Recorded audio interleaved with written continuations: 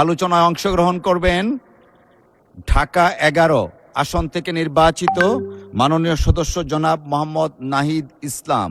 জনাব মোহাম্মদ নাহিদ ইসলাম, আপনার সময় 25 মিনিট। ধন্যবাদ আপনাকে। মাননীয় স্পিকার, আপনাকে ধন্যবাদ। মাননীয় স্পিকার, বক্তব্য ভেবেছিলাম শুরু করব অন্য বিষয় নিয়ে, কিন্তু আজকের অধিবেশনের দিনের আলোচনায় আমাদেরকে আরো বেশি অবাক করলেন মাননীয় অর্থমন্ত্রী। ফলে অর্থ সেক্টরের কিছু বক্তব্য দিয়ে আলোচনা শুরু করছি। আমরা যখনই ব্যাংকিং খাত বা অর্থ সেক্টরের আর্থিক খাতের কথা আসে, মাননীয় অর্থমন্ত্রী একটা বাক্যই বারবার বলেন যে বিএনপির সময়ে এরকম কোনো রেকর্ড নাই যে আর্থিক খাতে বিশৃঙ্খলা হয়েছে। উনি কিছুক্ষণ আগে অস্বীকার করলেন যে বাংলাদেশ ব্যাংকের গভর্নর একটা রাজনৈতিক নিয়োগ, তাদের দলের নির্বাচন কমিটির সদস্য, এবং তিনি এটা অস্বীকার করলেন। আমি মাননীয় স্পিকার টিআইবির একটা তথ্য আপনাদেরকে দিচ্ছি। বর্তমান সরকারি দলের যারা নির্বাচনের প্রার্থী হয়েছেন তাদের 59.41% ঋণগ্রস্ত, এবং যার বেশিরভাগ হচ্ছে সরকারি দলের। সংসদ সদস্যদের 11,000 কোটি টাকার বেশি ঋণ রয়েছে, যার অধিকাংশই সরকারি দলের।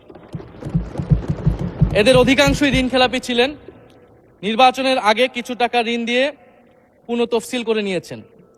এবং বর্তমান যে বাংলাদেশ ব্যাংকের গভর্নর, তার স্পেশালিটিটা কি? তার স্পেশালিটি হচ্ছে এই ঋণ পুনঃতফসিল করা, এটাতে তিনি এক্সপার্ট।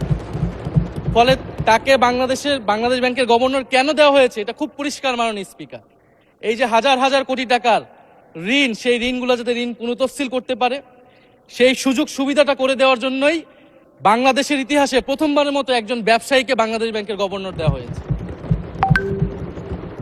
ফলে জাতির সামনে এই জিনিসগুলো পরিষ্কার হয়েছে। এখন সামনের আর্থিক খাতে আরো নিয়োগ তারা কি বিবেচনায় দিবেন, এই জন্য আমরা তাদের উপর আর আস্থা রাখতে পারছি না মাননীয় স্পিকার। মাননীয় স্পিকার,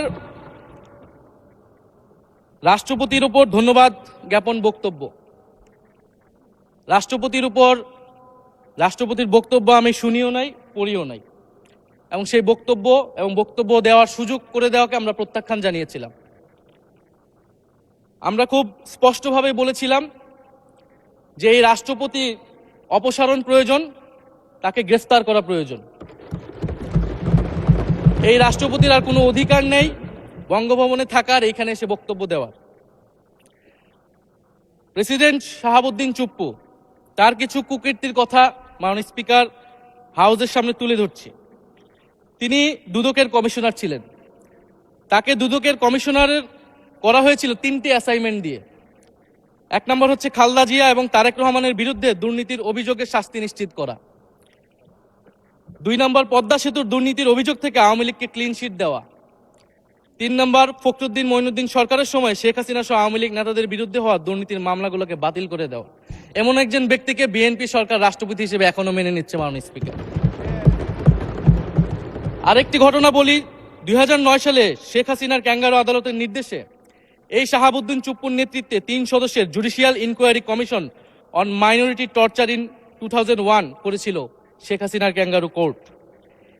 এই প্রতিবেদন অনুসারে বিএনপির 26,000 বিএনপির নেতাকর্মীকে 2001 সালে ক্ষমতায় এসে কয়েক হাজার হিন্দুকে তারা হত্যা করেছে, এজন্য দায়ী করা হয়েছিল মাননীয় স্পিকার।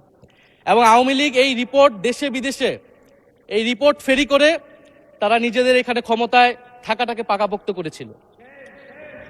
মাননীয় স্পিকার, এই রাষ্ট্রপতি চুপ্পু এস আলমের হাতে ইসলামী ব্যাংকে তুলে দেওয়ার কারিগর, 2 কোটি আমানতকারীকে পথে বসিয়েছিল। এবং জুলাই গণহত্যার সময় তার ভূমিকা, ফ্যাসিবাদের সাথে তার সংশ্লিষ্টতা, সবকিছু আমরা জানি। আমাদের দুর্ভাগ্য, এই দুর্নীতিবাজ, অপদার্থ, মিথ্যুক, গণহত্যার দোসর এখনো বাংলাদেশের রাষ্ট্রপতি। একটা আলোচনা কয়েকবার এসেছে যে রাষ্ট্রপতির অধীনে কেন শপথ নিয়েছি আমরা বলতে এখানে ব্যক্তিগতভাবে আমার কথাই বলেছে, কারণ আমি এখানে শপথ নিয়েছিলাম। তো মাননীয় স্পিকার, সেই সময়ের প্রেক্ষাপট আর এখনকার প্রেক্ষাপট কি এক? জুলাই গণ অভ্যুত্থানের পরে, 5ই আগস্টের পরে আমাদের সামনে 2টা অপশন ছিল। আমরা বলেছিলাম জাতীয় সরকার করতে হবে, সেই জাতীয় সরকারের প্রস্তাব বিএনপি নাকচ করে দিয়েছে। আমাদের সামনে আরেকটা অপশন ছিল ক্ষমতা আর্মির হাতে তুলে দেওয়া। যদি আমরা সেই দিকে আগাতাম আজকে তারা এখানে বসতে পারতেন কিনা মাননীয় স্পিকার সেটা সন্দেহ আছে। দেশের স্বার্থে, দেশের স্থিতিশীলতার স্বার্থে আমরা সেই সময় সরকারে গিয়েছিলাম, আমরা শপথ নিয়েছিলাম, কিন্তু বৈষম্যবিরোধী ছাত্র আন্দোলন খুব স্পষ্টভাবে 2024 সালে কিন্তু এই রাষ্ট্রপতির অপসারণ চেয়েছিল। সেই সময় সাংবিধানিক ধারাবাহিকতার কথা বলে রাষ্ট্রপতির পক্ষে অবস্থান নিয়েছিল বিএনপির মহাসচিব মির্জা ফখরুল আলমগীর সাহেব, তিনি নিজেই কথা বলেছিলেন। ফলে এখন তো একটা নির্বাচিত সরকার মাননীয় স্পিকার, এখন তো চাইলেই বিএনপি রাষ্ট্রপতি পরিবর্তন করতে পারে সরকার, এবং আমরা বিশ্বাস করি বিএনপিতে সেই ধরনের যোগ্য আস্থাভাজন ব্যক্তি নিশ্চয়ই রয়েছেন।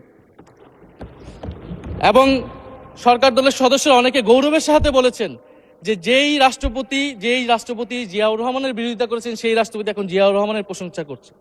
মাননীয় স্পিকার, গাধাকে দিয়ে আপনি হাল চাষ করিয়ে এটার মধ্যে কোনো বাহাদুরি নাই। এটা আপনাদের দেউলিয়ত্ব, সরকারের দেউলিয়াত্ব যে সরকার এখনো রাষ্ট্রপতি পরিবর্তন করতে পারছে না। মাননীয় স্পিকার, এই অধিবেশনের পুরোটা সময় জুড়ে আমরা সংস্কার, গণভোট, জুলাই সনদ, 72-এর সংবিধান নিয়ে অনেক কথা বলেছি, এবং একটা বিষয় আমার কাছে খুবই অদ্ভুত লেগেছে, কিছু মাননীয় সংসদ সদস্য তারা 72-এর সংবিধানকে 71-এর সাথে মিলিয়েছেন। মাননীয় স্পিকার, আমার জানা নেই আসলে তারা কোন বিবেচনা থেকে এটি মিলিয়েছেন। এটা তো সবসময় আওয়ামী লীগ মিলিয়েছে মাননীয় স্পিকার। তারা 72-এর সংবিধানকে 71-এর ফসল হিসেবে 71-এর চেতনার সাথে মিলিয়েছে।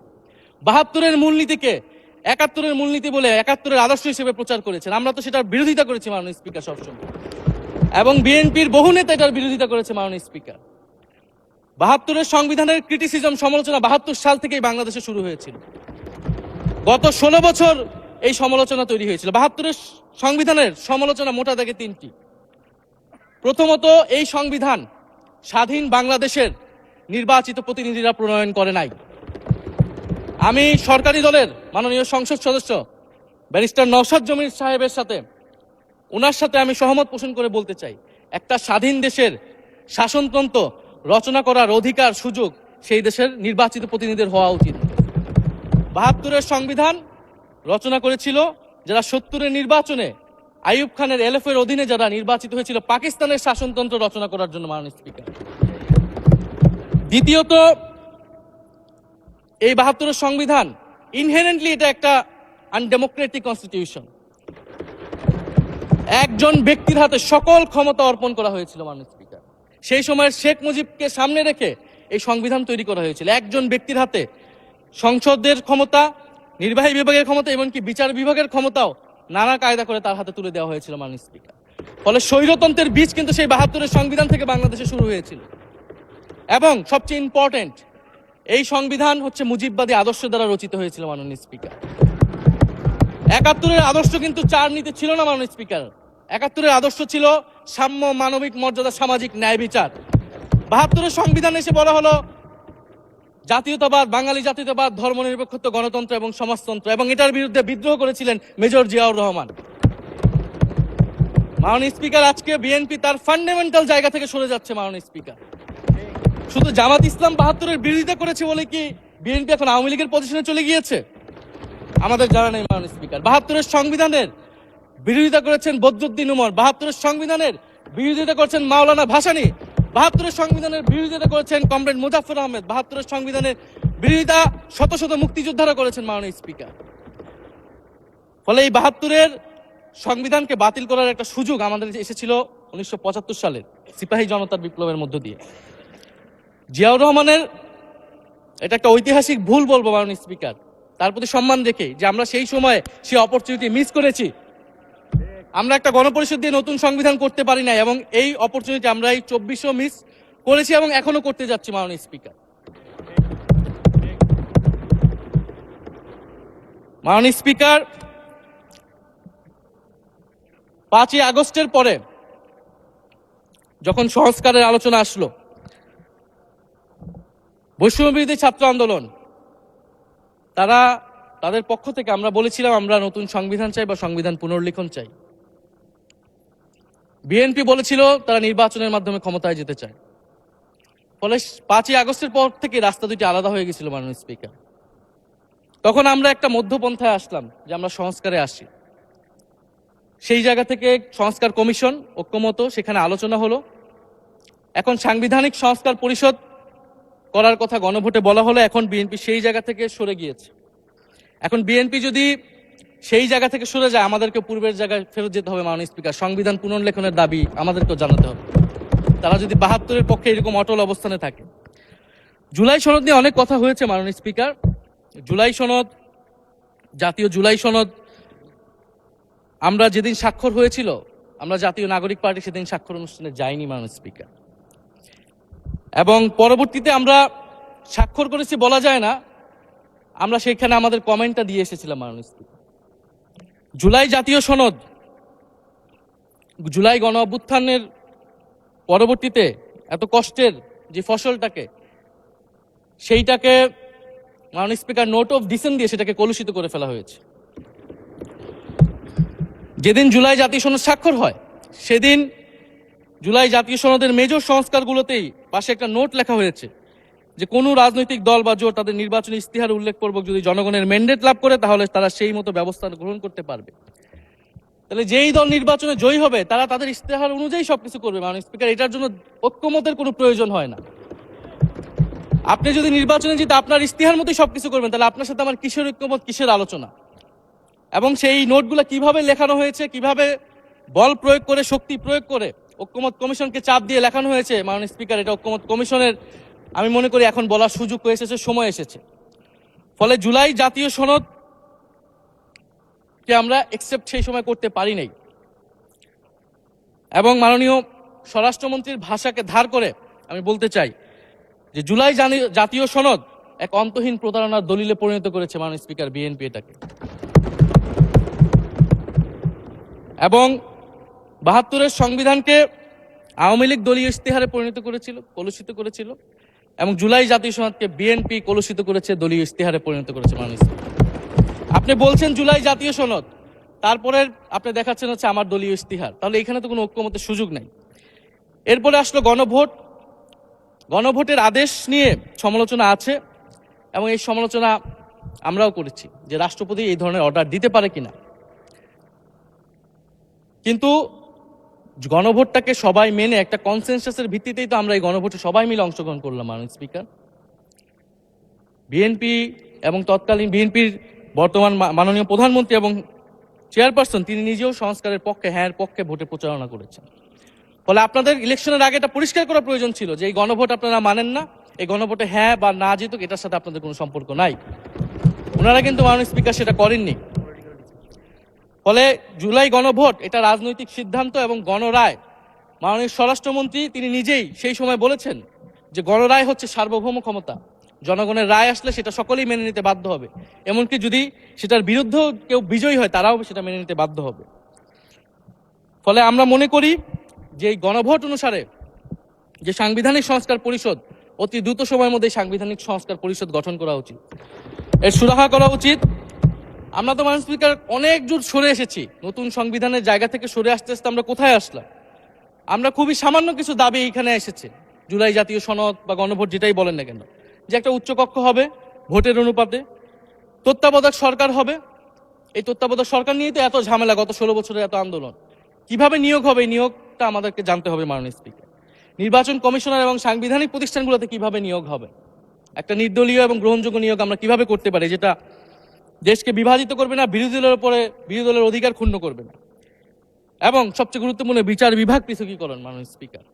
এগুলা আমরা 5ই আগস্টের পরে আসমান থেকে বলিনি, এগুলা গত 16 বছর আলোচনা হয়েছে। বিএনপির 31 দফায় আলোচনা ছিল, আরো অনেক রাজনৈতিক দলের আলোচনাতে, সংস্কারের আলোচনা থেকে আমরা মাননীয় স্পিকার ধার করেছিলাম।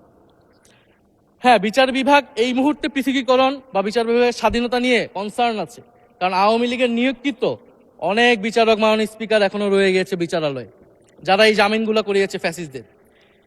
কিন্তু সেটার একটা সুরাহা আপনারা করেন, আমরা সহযোগিতা করব, কিন্তু তারপরে তো বিচার বিভাগের স্বাধীনতা মাননীয় স্পিকার নিশ্চিত করতে হবে।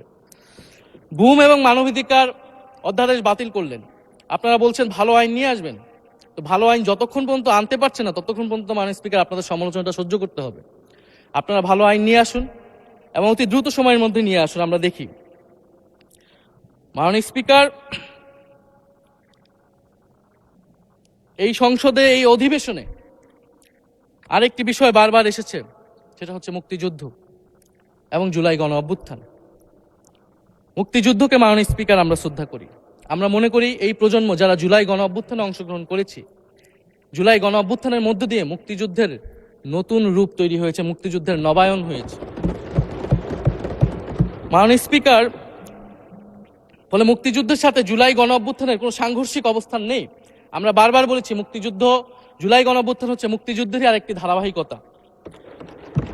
মুক্তিযুদ্ধে আমরা সাম্য মানবিক মর্যাদার কথা বলেছি, জুলাই গণ অভ্যুত্থানে আমরা বৈষম্য বিরোধী গণতান্ত্রিক বাংলাদেশের কথা বলেছি। মাননীয় স্পিকার, কোথায় পার্থক্য, কোথায় আলাদা, এবং কোন ঘটনা বড় কোন ঘটনা ছোট, এটা অহৈতুক তর্ক। মাননীয় স্পিকার, আমরা কেউ বলি নাই যে জুলাই গণ অভ্যুত্থান মুক্তিযুদ্ধের থেকে বড়, বা জুলাই গণ অভ্যুত্থান 90-এর থেকে বড় বা 90-এর থেকে ছোট। জুলাই গণ অভ্যুত্থান এক বিশেষ ঘটনা বাংলাদেশের ইতিহাসে, মুক্তিযুদ্ধ এক বিশেষ ঘটনা, মুক্তিযুদ্ধ বাংলাদেশের ফাউন্ডেশন। মাননীয় স্পিকার, এটার ব্যাপারে আমরা আনকম্প্রোমাইজেবল, এটা নিয়ে কোনো বিতর্কের কোনো সুযোগ নাই। তবে এই কথাটা ওনারাই বারবার বলে মুক্তিযুদ্ধকেও ছোট করতেছেন, জুলাই গণ অভ্যুত্থানকেও ছোট করতেছেন। আরেকটি বিষয় মাননীয় স্পিকার, মুক্তিযুদ্ধর কথা যখন এসেছে, আমরা যে সাম্প্রতিক সময়ে জাতীয় মুক্তিযোদ্ধা কাউন্সিল জামুক আইন সংশোধন করা হলো, অধ্যাদেশ পাশ করা হলো, সেখানে কিন্তু একটা গুরুত্বপূর্ণ সংশোধনী এসেছে। মুক্তিযোদ্ধাদের সংজ্ঞা থেকে মুজিব বাহিনীকে বাদ দেওয়া হয়েছে। মাননীয় স্পিকার, এবং আপনারা জানেন যে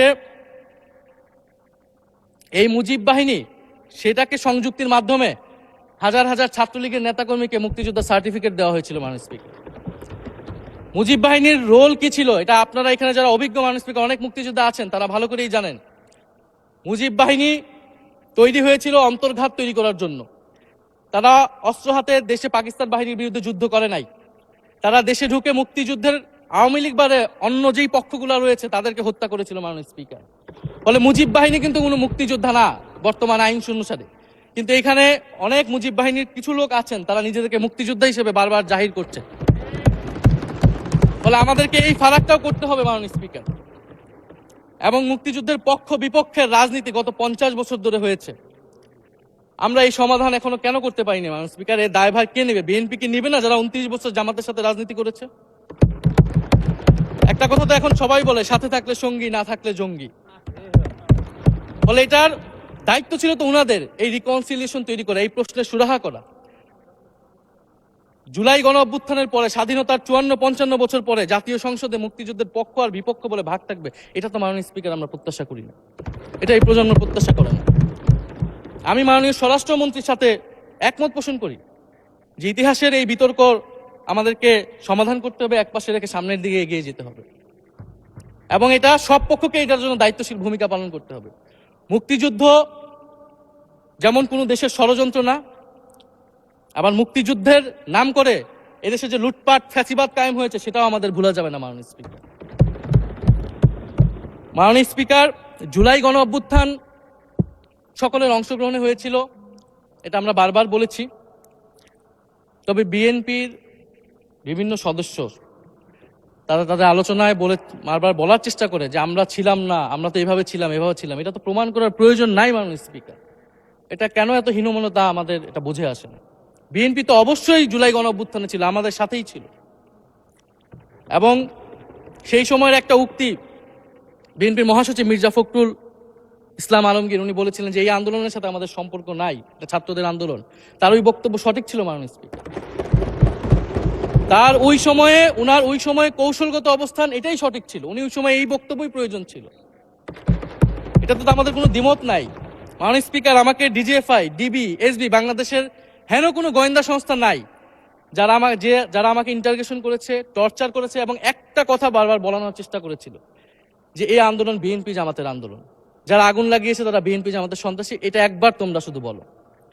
ডিবি অফিসে শেষ পর্যন্ত আমরা বাধ্য হয়েছি আন্দোলন স্থগিতের ঘোষণা দিতে, কিন্তু কখনো এই কথাটা মাননীয় স্পিকার আমরা বলিনি। ফ্যাসিবাদ বিরোধী রাজনৈতিক দলের নেতাকর্মীকে আমরা আন্দোলনের সময় থেকে এখন পর্যন্ত কখনো আমরা অস্বীকার করিনি। কিন্তু একটা জায়গা আমরা ফারাক করতে চাই, যে এই গণ অভ্যুত্থান কোনো দলীয় আন্দোলন নয়। 90-এর গণ অভ্যুত্থান, 69-এর গণ অভ্যুত্থান থেকে এই গণ অভ্যুত্থানের পার্থক্য রয়েছে মাননীয় স্পিকার। এই গণ অভ্যুত্থানে ফ্যাসিবাদ বিরোধী রাজনৈতিক দলের নেতাকর্মীরা নেতৃত্বে নয়, সামনে পিছনে ছিল মাননীয় স্পিকার, সামনে সাধারণ জনগণ ছিল, ছাত্ররা ছিল। ফলে সেই হিসেবেই এই গণ অভ্যুত্থানকে স্বীকৃতি দেওয়া উচিত। এখন যদি বলা হয় যে অমুকের নেতৃত্বে এই গণ অভ্যুত্থান হয়েছে, আমাদের লোকেরা এই গণ অভ্যুত্থান করেছে, এটা মাননীয় স্পিকার এই গণ অভ্যুত্থানের সাথে যারা সাধারণ মানুষ নেমেছিল, যারা শহীদ হয়েছে, তাদের সাথে মাননীয় স্পিকার বিশ্বাসঘাতকতা করা হবে। ফলে জুলাই গণ অভ্যুত্থানে সকলের অংশগ্রহণ ছিল। হ্যাঁ, আমাদের অনেক মত পার্থক্য, জুলাই গণ অভ্যুত্থানের পরে আমাদের রাস্তা আলাদা হয়ে গেছে, আমরা মনে করি রাজনৈতিকভাবে, কিন্তু গণ অভ্যুত্থান আমরা একসাথেই করেছিলাম মাননীয় স্পিকার।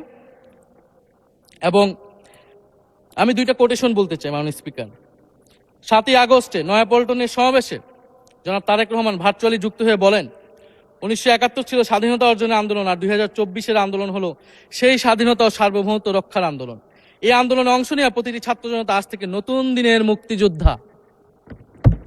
মাননীয় স্পিকার, মুক্তিযুদ্ধের সাথে আমরা তুলনা করছি এই জায়গা থেকে, কারণ আমাদের কাছে এটা প্রায় যুদ্ধ সময় একটা পরিস্থিতি ছিল।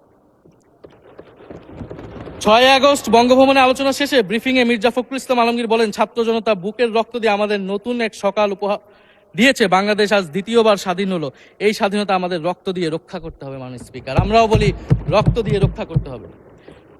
মাননীয় স্পিকার, আমাকে একটু সময় বাড়িয়ে দিবেন।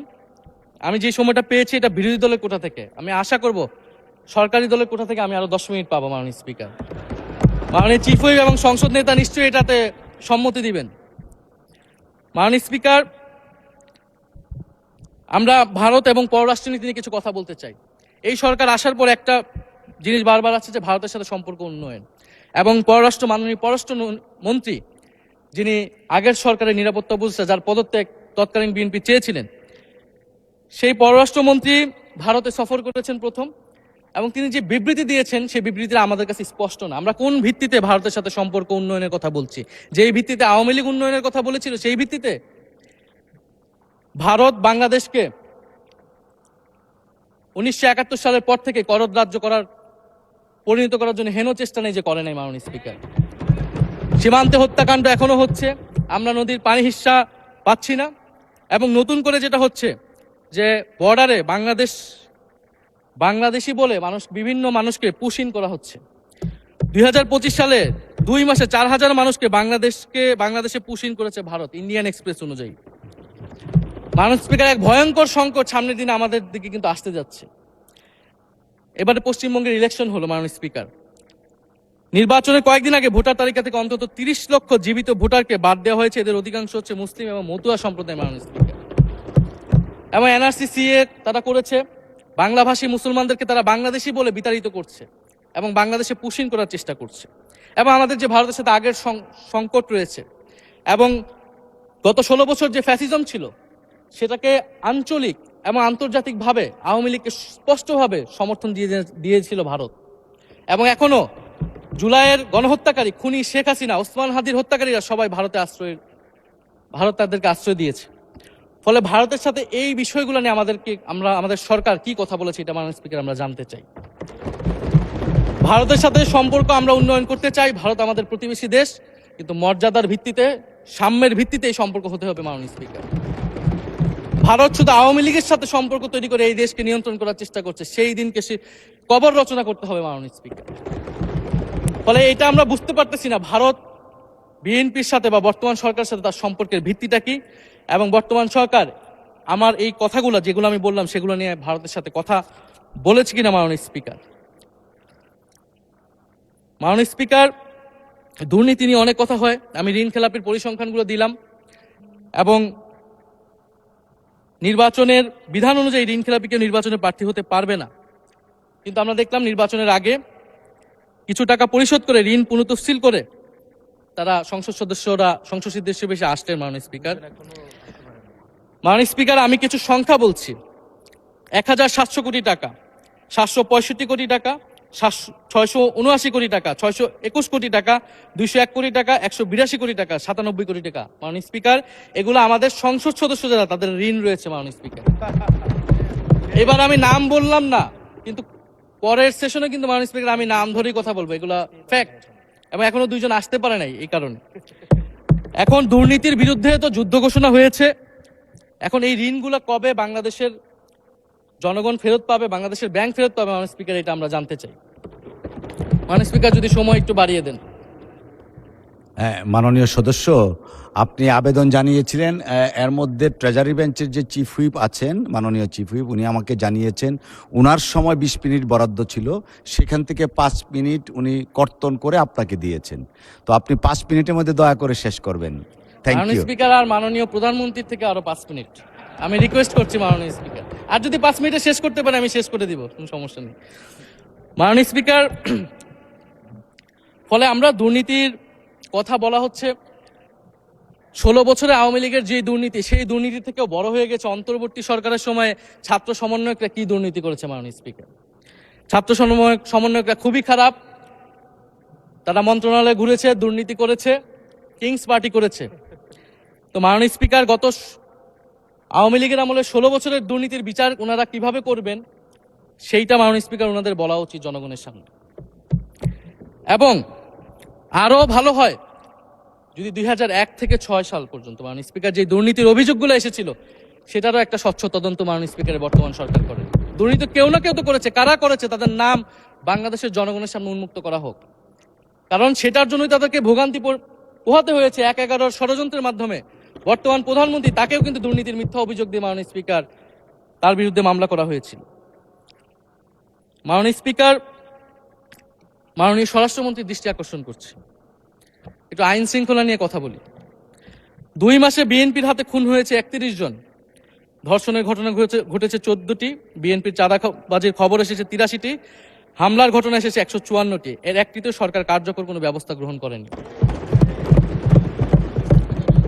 মাননীয় স্পিকার, শাহবাগ থানার সামনে ঢাকা বিশ্ববিদ্যালয়ের সাংবাদিক সমিতির কয়েকজন সদস্যকে বেধড়ক মারধর করেছে ছাত্রদলের নেতাকর্মীরা, এবং এটার এখনো কোনো মামলা নেয়নি। মাননীয় স্বরাষ্ট্রমন্ত্রী যদি জানান এই মামলাটা কেন নেওয়া হচ্ছে না। থানার ভিতর প্রবেশ করে ওসির রুমে ডাকসুর 2 জন নির্বাচিত প্রতিনিধিদের উপর হামলা করা হয়েছে।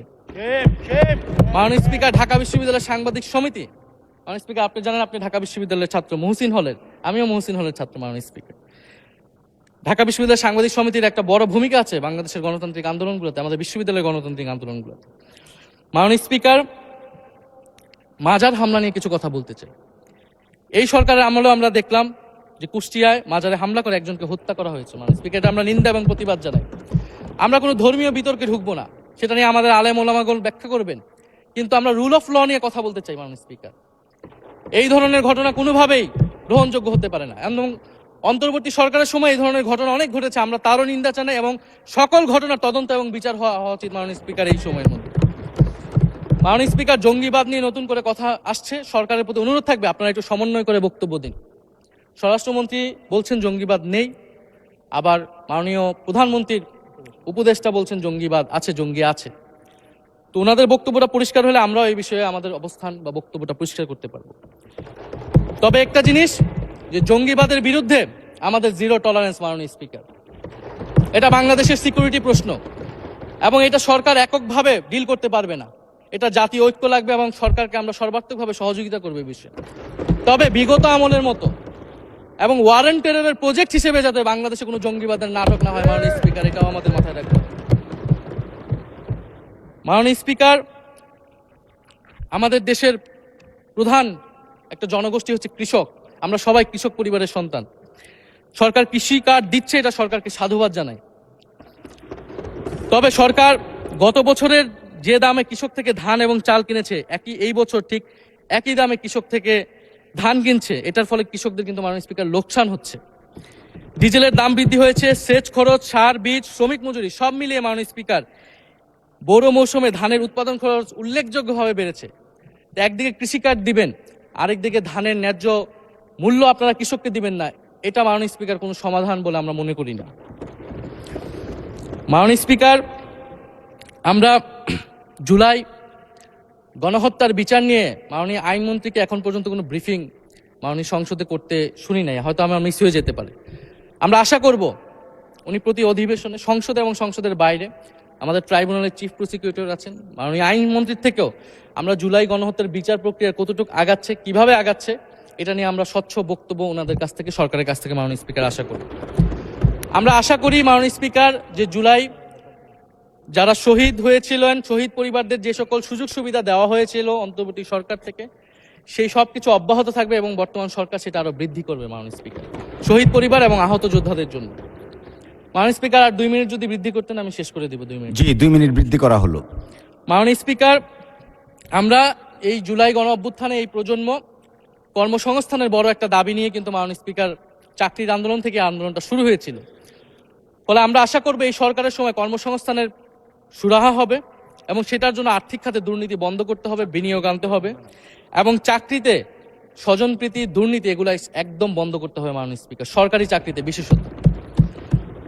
মাননীয় স্পিকার, একটা বিষয় যে সরকার এখন বলে দিচ্ছে যে বিরোধী দল কিভাবে কথা বলবে, কিভাবে বিরোধিতা করবে এবং বিরোধী দলের পতনও হয়ে যাবে, এরকম কথা মাননীয় স্পিকার সংসদে আমাদের শুনতে হচ্ছে। তো বিরোধী দল তো মাননীয় স্পিকার সরকারের প্রেসক্রিপশন অনুযায়ী বিরোধিতা করবে না, সরকারের শিখিয়ে দেওয়ার প্রয়োজন নাই কিভাবে কথা বলবে, কিভাবে বিরোধিতা করবে। বিরোধী দল বিরোধিতা করবে, সমালোচনা করবে, জনগণ এটা ঠিক করবে বিরোধী দলকে কতটুকু সমর্থন দিবে কি দিবে না। এবং বিরোধী দলের রাজনীতি মাননীয় স্পিকার বিএনপি করেছে, আমরা দেখেছি, তখন ছোট ছিলাম। মাননীয় স্পিকার, আমি যখন ইন্টারমিডিয়েটে পড়ি, খালেদা জিয়া তখন গ্রেফতার হন এবং তার পরের দিন আমার বাবা রাজনৈতিক মামলায় গ্রেফতার হন। আমার মা আমাকে নিয়ে থানায়, কোর্টে এবং কারাগারে আমি আমার মায়ের সাথে ঘুরেছি মাননীয় স্পিকার। আমি জানি আমার এই অভিজ্ঞতা বাংলাদেশের লাখ লাখ মানুষের, ফ্যাসিবাদ বিরোধী আন্দোলন, রাজনৈতিক কর্মী যারা রয়েছে তাদের সকলের একই অভিজ্ঞতা মাননীয় স্পিকার। মাননীয় স্পিকার, সেই অভিজ্ঞতা থেকেই বিশ্ববিদ্যালয়ে যখন এসেছি প্রথম, মনে হয়েছে যে এই প্রজন্ম হিসেবে আমাদের একটা দায়বদ্ধতা আছে। আমার সামনে একজন স্বৈরাচার, একজন স্বৈর শাসক থাকবে, বাংলাদেশের একজন ছাত্র হিসেবে আমি এটা মেনে নিতে পারিনি মাননীয় স্পিকার প্রথম বর্ষ থেকে। সেই জায়গা থেকে কাজ করেছি জুলাই গণ অভ্যুত্থানে। মাননীয় স্পিকার, আমি আমার এলাকা নিয়ে শুধু শেষ করব, সবাই যেহেতু এলাকা নিয়ে কথা বলে প্রথম আসলে, আমি মাননীয় প্রধানমন্ত্রীর প্রতিবেশী, ঢাকা 17-এর প্রতিবেশী হচ্ছে ঢাকা 11 মাননীয় স্পিকার। সংসদে সরকার দল এবং বিরোধী দলের যেই পরিমাণ বৈষম্য, ঢাকা 17 এবং ঢাকা 11-এর একই পরিমাণ মাননীয় স্পিকার বৈষম্য। ফলে উনি যাতে এই বৈষম্য দূর করেন এবং ঢাকা 11-এর জন্য যদি মাননীয় সদস্য 2 মিনিট চেয়েছিলেন, শেষ হয়ে গেছে। আর 2 মিনিট দেওয়া হলো, 2 মিনিটের মধ্যে শেষ করে ফেলেন প্লিজ। স্পিকার, ধন্যবাদ আপনাকে। ফলে এই বৈষম্য উনি সংসদেও দূর করবেন, সংসদেও দূর হবে এবং আমার এলাকাও সেই উন্নয়ন কার্যক্রম হবে। ঢাকা 11 এই গণ অভ্যুত্থানের অন্যতম হট স্পট ছিল রামপুরা, বাড্ডা, ভাটারা এলাকা মাননীয় স্পিকার, যেখানে অনেক প্রাইভেট বিশ্ববিদ্যালয়, মাদ্রাসা, তারা সকলে এসে কিন্তু ফ্যাসিস্টদেরকে প্রতিহত করেছিল এবং এই অত্র এলাকার নানান সমস্যা। তো সরকারের জায়গা থেকে আমি আশা করব, আমি হয়তো অনেক সমালোচনা করতে পারি, অনেক ভুল ত্রুটি থাকতে পারে, যেহেতু নতুন এসেছি, কথা বলছি। তো সেই জায়গা থেকে যাতে আমার এলাকার প্রতি কোনো বিরূপ মনোভাব না থাকে, কোনো বৈষম্য যাতে না হয় মাননীয় স্পিকার। আপাতত ওনারা ওইখানকার যিনি পরাজিত প্রার্থী, তাদেরকে দিয়ে বিভিন্ন উন্নয়ন কার্যক্রম করছে প্রশাসক, এই সিটি কর্পোরেশনের প্রশাসক। তা আমার ক্রেডিটের দরকার নাই, কিন্তু উন্নয়ন হলেই মাননীয় স্পিকার চলবে। মাননীয় স্পিকার, আমি সর্বশেষ বলতে চাই, এই প্রথম অধিবেশনে বিশ্ববিদ্যালয় জীবনে ঢাকা বিশ্ববিদ্যালয়ের অনেক স্বপ্ন নিয়ে গিয়েছিলাম। প্রথম মাসে মাননীয় স্পিকার হতাশ হয়েছিলাম, যখন দেখেছি হলের সিস্টেম, যখন দেখেছি বিশ্ববিদ্যালয়ের সিস্টেম। এবং এই সংসদে মাননীয় স্পিকার প্রথম অধিবেশনে আমি অনেক হতাশ হয়েছি। সরকারি দলের সদস্যরা যেভাবে স্তুতি করেছে, যেভাবে সংবিধান সংস্কার পরিষদকে বাতিল করে দেওয়া হয়েছে, যেভাবে গণভোটকে অস্বীকার করেছে, মাননীয় স্পিকার, আমি আশা করব আমাদের এই হতাশা অতি দ্রুতই শেষ হবে এবং আমরা যেই কমিটমেন্ট জনগণের কাছে করেছি সেই সকল প্রতিশ্রুতি আমরা রক্ষা করে সামনের দিকে এগিয়ে যেতে পারবো। মাননীয় স্পিকার, আপনাকে ধন্যবাদ, এই হাউসের সকলকে ধন্যবাদ মাননীয় স্পিকার।